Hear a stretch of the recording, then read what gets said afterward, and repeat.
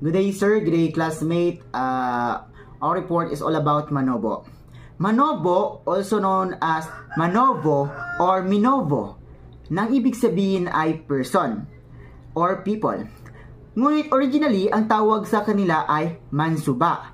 Mansuba dahil nakatira sila sa isang ilog na ang pangalan ay Pulangi River. Ang ibig sabihin po ng Mansuba ay man stand for person or people, Suba stand for river, kaya Mansuba.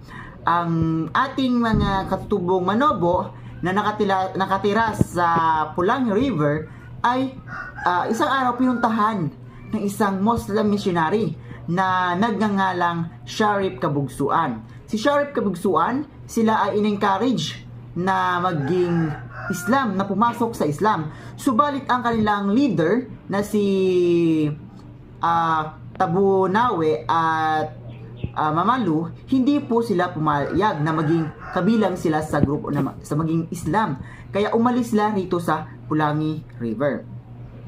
Sa ngayon, ang ating mga katutubong Manobo ay mayroong 8 subgroup. Ito ang katutubo, ito ang mga Cotabato Manobo, Agusan Manobo, Dibabawon Manobo, Matig Salug Manobo, Sarangani Manobo, Manobo of Western Bukidnon, Obo Manobo at Tagabawa Manobo. Ito po yung subgroup ng ating mga katutubo na mga Manobo. So, sa kasalukuyan, ayon sa Philippine Statistics Authority, ang populasyon po ng ating mga katutubong Manobo ay 644,904. Yun po ang bilang ng mga katutubong Manobo na nanirahan dito sa Pilipinas. Dumako naman tayo sa culture and tradition ng ating mga katutubong Manobo. So, briefly, ang kultura ng ating mga katutubong Manobo ay napakaganda. Sa language, pagdating sa language, even though magkaiba po yung kanilang, mayroon po silang 8 subgroup, pero isa lamang po yung language. Ang Manobo speak various languages belong to Manobo language family pa rin.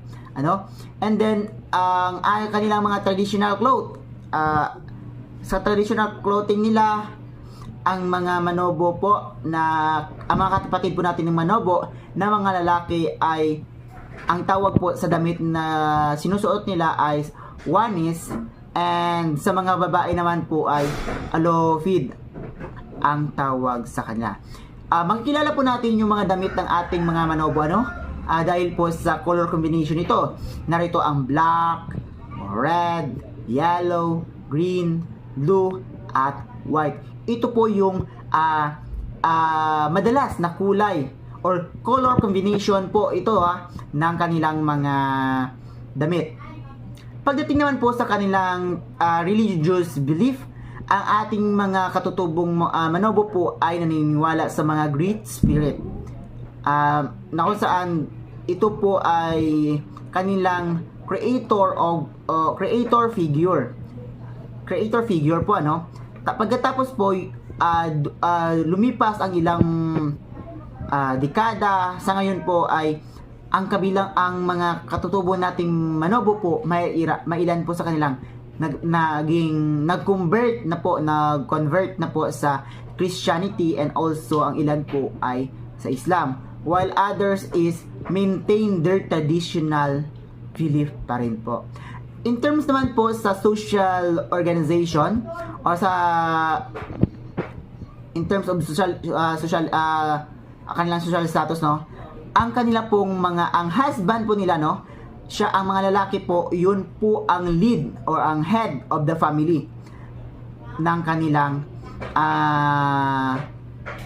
head of the family po ng kanilang pamilya. At sa Manobo po, kagaya rin po ng ibang mga ating mga IPs na mayroon din po sila or normal din po sa kanila yung magkaroon ng 1, 2, 3, 4 na mga asawa.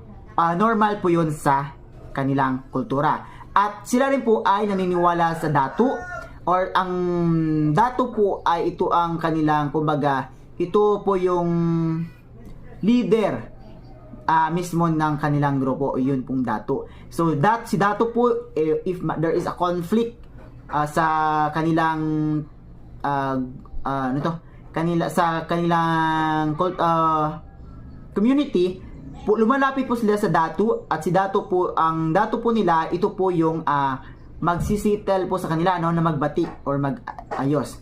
So in terms man po sa way of living nila, ang ating mga katutubong Manobo po ay kilala sa larangan ng agrikultura. Sila po ay nag-cultivate or nag-cultivate ng mga rice, corn, beans, at iba pa po, yung like mga sweet potato at iba pa po mga root crop. Sila po ay nagtatanim para po may pangkain po sila. Mayroon din po ang mga katutubo nating mga Manobo ay mayroon po pong mga traditional dance and music na kung saan ginagamit nila po sa iba't ibang celebration nila. Iba po yung sayaw at mga nila in terms of harvest, iba rin po yung sayaw nila in terms of sa mga ritual, magkaiba rin po. At karaniwang pong ginagamit po yung mga sayaw nila sa mga festival. Ito po ay kadalasan ginagamit especially during the Tinalak or Tinalak Festival of South Cotabato. Makikita po natin to or mapapanood ang kanilang mga sayaw. Ang kanilang po mga sayaw ay mayroong mga napaka-energetic na mga movement, ano?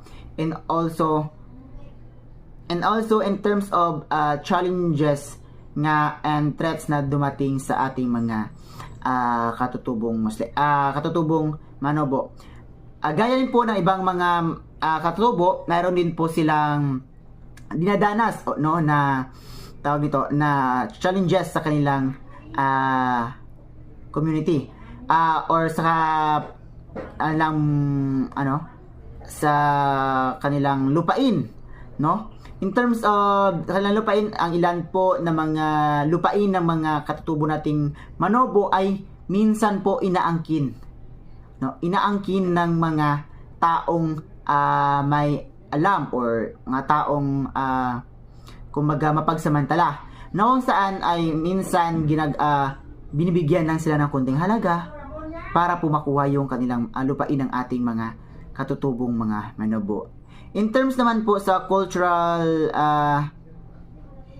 erosion or sa mismong nila, mayroon po silang lack of education and healthcare. So dahil po sa nawala na po sila ng mga lupain dito sa dito malapit sa Kapatagan, yung ating mga katutubong mga Manobo po ay lumilipat po sa mga bundok. So dahil doon, malayo na po sila sa community, nagkakaroon po ng lack of education ng mga kabataan or yung mga anak nila, and also healthcare. Hindi po maalagaan at hindi po mabigyan ng sapat na edukasyon ng kanilang mga magulang ang ilan sa mga anak nila dahil din po sa malayo na po sila sa mga paaralan.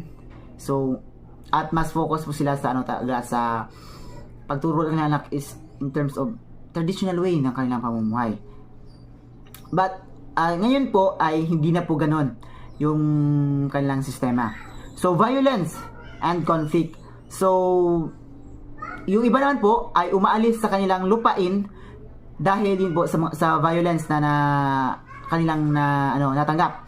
Yun yung i-bully sila dahil sa kanilang katayuan or dahil sa kabilang sila sa IP, something ganun. Hindi po maiwasan po talaga yon yung ganyang mga sistema. Mayroon po talagang existing na bullying pa rin po. Kaya po ganun din po ang nangyayari. Patuloy pa rin po na lumalayo yung kaya yung mga katutubo nating mga Manobo ay lumalayo na lamang. Umiiwas na lamang sa gulo, kaya pumupunta sila sa mga bundok para doon po manirahan. Okay, in terms of political, sa politika, or politics, yun na nga po, sa sabi ko, niniwala po ang kanilang leader po, yun po ay ang kanilang dato, ang tinatawag nilang dato. Sa iba dyan na mayroong mga katanungan, maaari nyo pong i-comment sa baba yung mga tanong ninyo dahil po sasagutin po yan ng mga kagrupo ko or ako mismo ang sasagot na sa mga tanong ninyo. And also po sa mga kung kinulang po kayo sa discussion, syempre need po namin hindi po namin ma-express talaga yung mga dapat namin i-express na discussion dito kasi kailangan po short lang po yung video. Mayroon po kaming ilalagay ng mga attachment video po sa comment section din po na maaari nyo pong tingnan, basa or mga link na ilagay namin doon na pwede nyo pong basahin para po sa karagdagang kaalaman patungkol sa ating mga katutubong manubo. Yun lamang po at maraming salamat.